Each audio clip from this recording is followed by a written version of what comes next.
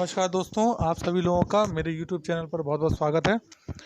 जैसा कि आप लोगों को पता है कि अभी रिसेंटली जो यूएई की राजकुमारी ने इंडिया को नसीहत दी थी, उसी तरीके से ओमान की राजकुमारी ने भी भारतीयों को एक धमकी दी थी कि भारतीयों को ओमान से बाहर निकाल दिया जाएगा।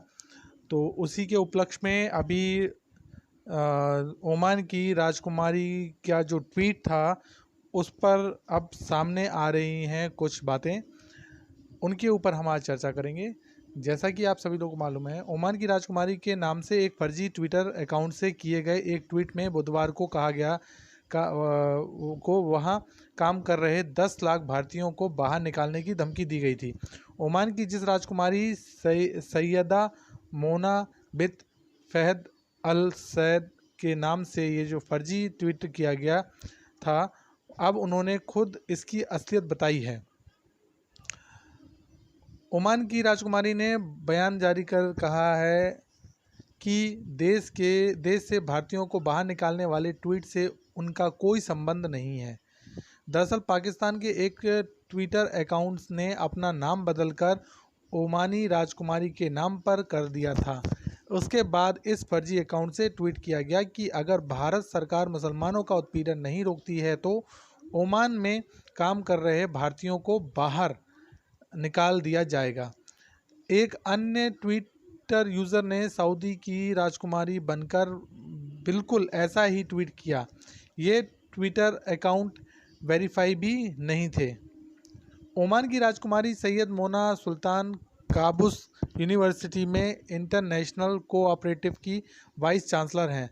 अरबी भाषा में जारी किए गए बयान में ओमान की राजकुमारी सैयद मोना ने कहा, मेरे नाम से चल रहे फर्जी ट्विटर अकाउंट से किए गए ट्वीट की जांच करने के लिए मैं आप सभी को शुक्रिया कहना चाहती हूं। जैसा कि आपको पता है कि इससे मेरे कोई संबंध नहीं है और ओमान के समाज में ऐसी गतिविधियां बिल्कुल भी स्वीकार्य कार्य नहीं है। राजकुमारी ने यह भी स्पष्ट किया कि सोशल मीडिया पर उनकी मौजूदगी इंस्टाग्राम पर हैशटैग और ट्विटर पर उनका नाम अकाउंट तक सीमित है। राजकुमारी के नाम से बनाए गए फर्जी अकाउंट से ट्वीट किया गया था, ओमान भारत में अपने मुस्लिम भाइयों और बहनों के साथ खड़ा है। अगर भारत सरकार मुस्लिमों का उत्पीड़न नहीं रोकती है तो ओमान में रह रहे 10 लाख भारतीयों को निकाल दिया जाएगा। मैं निश्चित तौर पर इस मुद्दे को ओमान के सुल्तान के सामने उठाऊंगी तथा घटनाक्रम से जुड़े सूत्रों का कहना है कि ओमान की राजकुमारी बनकर किसी ने भारतीयों से सामाजिक सौहार्द और नई दिल्ली के पश्चिम एशियाई देशों के साथ रिश्ते खराब करने की कोशिश की थी।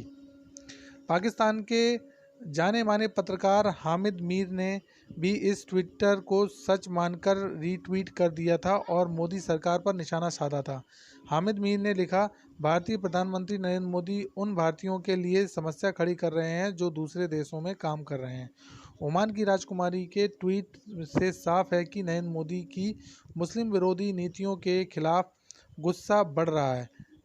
संभव है कि मध्य पूर्व में भारत के ये दोस्त अपने संबंधों को फिर से विचार करें। तमाम पाकिस्तानी भी फर्जी ट्वीट के चक्कर में ओमान की राजकुमारी की तारीफ करने लगे थे। ओमान की राजकुमारी के स्पष्टीकरण के बाद भारतीय दूतावास ने उनका शुक्रिया अदा किया। ओमान में भारतीय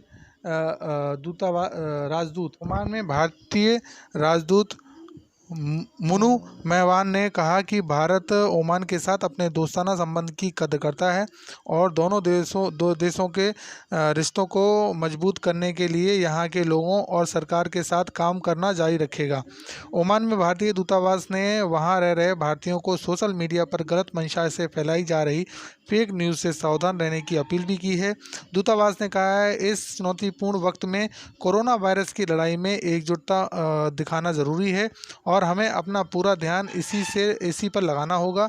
ओमान में रह रहे भारतीय सोशल मीडिया पर हो रहे दुष्प्रचार से भटके नहीं और इसका न साथ दें। धन्यवाद दोस्तों। अगर वीडियो पसंद आया हो तो लाइक, कमेंट और सब्सक्राइब जरूर कीजिएगा। साथ में अगर आपने मेरा चैनल अभी तक सब्सक्राइब नहीं किया है तो कृपया करके चैनल को सब्सक्राइब कीजिए और साथ ही बेल आइकन दबाना मत भूलिएगा, जिससे कि आपको इसी तरह की लेटेस्ट जानकारी प्राप्त होती रहे।